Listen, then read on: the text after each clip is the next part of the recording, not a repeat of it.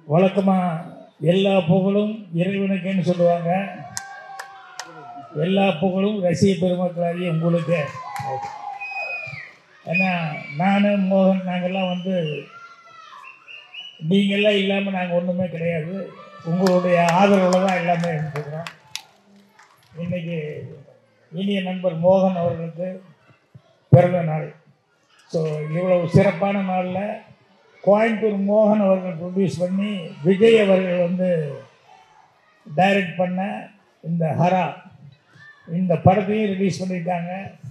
So ரொம்ப சந்தோஷமாக இருக்குது. அதே மாதிரி இந்த படத்தில் வந்து நிறைய டெக்னீஷியன்ஸ் எல்லாம் புதுசாக ஒர்க் பண்ணியிருக்காங்க. மியூசிக் டைரக்டர், கேமராமேன் இவங்கெல்லாம் வந்து புதுசாக வந்து ஒர்க் பண்ணியிருக்காங்க. எல்லாத்துக்கும் அட்வான்ஸ் வாழ்த்துக்களை வந்து நான் தெரிவிச்சுக்கிறேன். அதே மாதிரி கோயம்புத்தூர்லேருந்து என்னுடைய ரசிக மன்றங்கள் இன்னும் அம்மாப்பேட்டை அவர் கருணாகரன் அவர் மோகன் ரசிக மன்றத்தை சேர்ந்தவர் இன்னும் நிறைய பேர் எல்லாம் வந்திருக்காங்க கோயம்புத்தூர்காரங்க. எல்லாத்துக்கும் என்னுடைய பணிவான வணக்கத்தை தெரிவிச்சுக்கிறேன். நண்பர் மோகனை பற்றி எல்லாத்துக்கும் தெரிஞ்ச விஷயம் ஒன்று இருக்குது. என்னென்னா பாட்டு. எனக்கு அதை விட ரொம்ப பிடித்த விஷயம் மோகன் அவர்கிட்ட வந்து என்ன அப்படின்னு சொல்லி சொன்னோம்னா, நாங்கள் நிறையா சினிமா துறையில் இருக்கிறவங்க எல்லாருமே நிறையா ஃபங்க்ஷன்கள் கலந்துக்குவோம். அப்போ வந்து வழக்கமான சடங்குகள்லாம் இருக்கும், வழக்கமான சம்பிரதாயமெல்லாம் இருக்கும். ஆனால் எதுலேயுமே இது வரைக்கும் மோகன் வந்து கலந்துக்கிட்டதே இல்லை. அவருடைய பெஸ்ட்டு குவாலிஃபிகேஷன் அப்படிங்கிறது அதுதான். ஸோ ஒவ்வொரு ஃபங்க்ஷன்லேயும் பார்த்துட்ருக்கிறேன். அவர் வந்து அந்த அளவுக்கு கரெக்டு மேனேஜோடு அவர் நடந்துக்குவார். அதே மாதிரி வந்து இவ்வளவு நாளும் அந்த உடம்பை வந்து இந்த அளவுக்கு அவர் மெயின்டைன் பண்ணிட்டுக்கிறது காரணமும் அவருக்கு இருக்கிற கட்டுப்பாடுகள் அதெல்லாம் தான். இப்போ எல்லாத்துக்கும் பிடித்த விஷயமான அந்த சாங்க்கு வர்றேன். என்னென்னா சில பேருக்கு சில காம்பினேஷனில் வந்து சாங் ஹிட் ஆகும். மோகன் அவர்களுக்கு நம்ம இசைஞானி இளையராஜா அவர் மியூசிக்கில் நிறையா பாட்டு ஹிட் ஆகிருக்கு. அதே நேரத்தில் அவர் சங்கர் கணேஷ் படமும் அவர் ஒர்க் பண்ணதும் அதுவும் சாங் ஹிட் ஆகிருக்கு. டிஆர் படமும் அதுவும் பாட்டுகள்லாம் அவர் டிஆர் மியூசிக் பண்ணி அந்த படமும் அதுவும் பாட்டு ஹிட் ஆகிருக்கு. அப்புறம் அவருடைய ஒரு லக்கு பாருங்கள், யாருக்கு கிடைக்காத ஒன்று, இளையராஜா அந்த எம்எஸ்சி அண்ணன் 2 பேருமே சேர்ந்து அந்த படத்துக்கும் இவர் தான். ஸோ இப்படி எத்தனையோ சிறப்புகள் இருக்குது. அப்புறம் அவர்கிட்ட என்னென்னா, ஒரு நடிகனாக பாட்டுக்கு நடிக்கிறதுங்கிறது எல்லோரும் செய்யக்கூடிய ஒன்று தான். ஆனால் மோகன் நடிக்கும்போது தான் அவரே பாடினார் அப்படிங்கிற மாதிரி இருக்கு. அது அந்த உச்சஸ்தாயிலெல்லாம் அந்த பாட்டு வரும்போது அவர் அதுக்குண்டான அந்த பாவனைகள் கொடுக்கும்போது இந்த நரம்பெல்லாம் கூட அவர் தான் பாடுறாரு அப்படிங்கிற அளவுக்கு. ஸோ இது எல்லாருனாலையும் முடியக்கூடிய சமாச்சாரம் இல்லை. அந்த இசை ஞானம் இருந்தால் தான் அந்த மாதிரி இந்த இடத்துக்கு இப்படி மேலே போகுது அப்படின்னு இதுக்கு இப்படி பர்ஃபார்மன்ஸ் பண்ணால் தான் நல்லாயிருக்கும் அப்படின்னு சொல்லி பண்ண முடியும். நான் வந்து நீங்களாம் பார்த்தீங்க, இப்போ இருக்கிற ஜென்ரேஷன் பார்த்தாங்களா என்னன்னு தெரியல. ரொம்ப கஷ்டமான விஷயம் என்னென்னா, இந்த அம்பிகா பற்றிங்கிற படத்தில் வந்து சிவாஜி சார் வந்து சிந்தனை செய்மனமே அப்படின்னு சொல்லிட்டு ஒரு பாட்டு வரும்.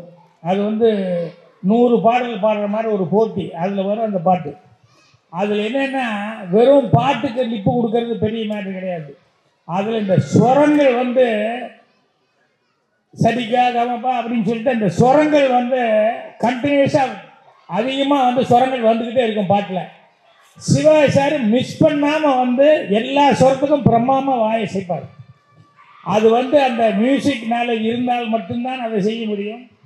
அது நான் சிவாஜி சார்கிட்ட ரொம்ப ரசிச்சிருக்கேன்.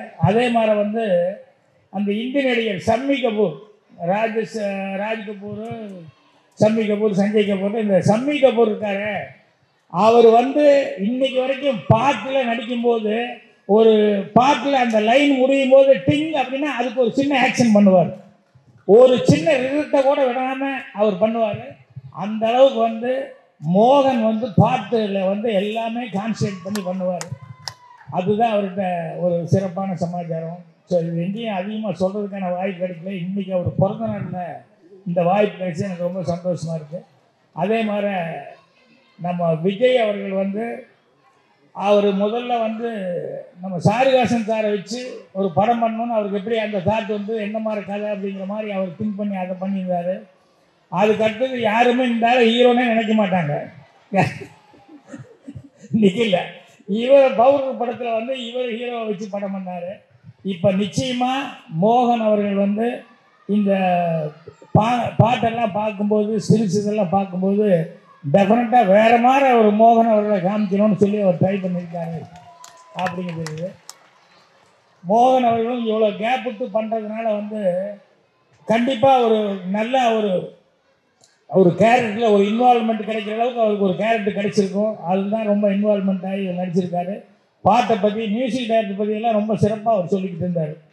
மியூசிக் டைரக்டர் பற்றியும் சொல்லிட்டு இருந்தார், கேமராமேனை பற்றியும் மோகன் சொல்லிட்டு இருந்தார். ஏன்னா ஒரு ஹீரோ வந்து இந்த படத்தில் இந்த வேலை பார்த்த டெக்னீஷியனை பற்றி ரொம்ப சிறப்பாக சொல்கிறதுங்கிற பெரிய சமாச்சாரம். அந்த மாதிரி ஒவ்வொருத்தரை பற்றியும் இந்த படத்தில் இது பண்ணவங்கள பற்றியெல்லாம் மோகன் வந்து பர்சனலாக தெரிஞ்சுட்டு பண்ணிட்டு இருந்தார். ஸோ மோகன் அவர்களுக்கு இது கண்டிப்பாக ஒரு திருப்பு முனை படமாக அமையணும். அதுக்கு ரசிக பெருமக்களுடைய ஆதரவு இருக்கணும்.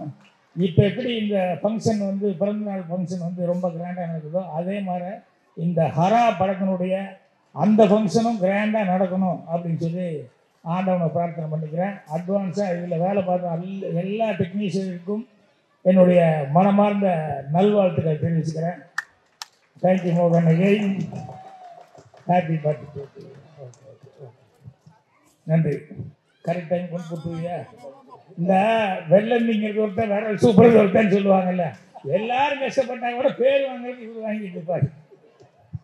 ஓகே, வரேன் சார், வாழ்த்துக்கள்.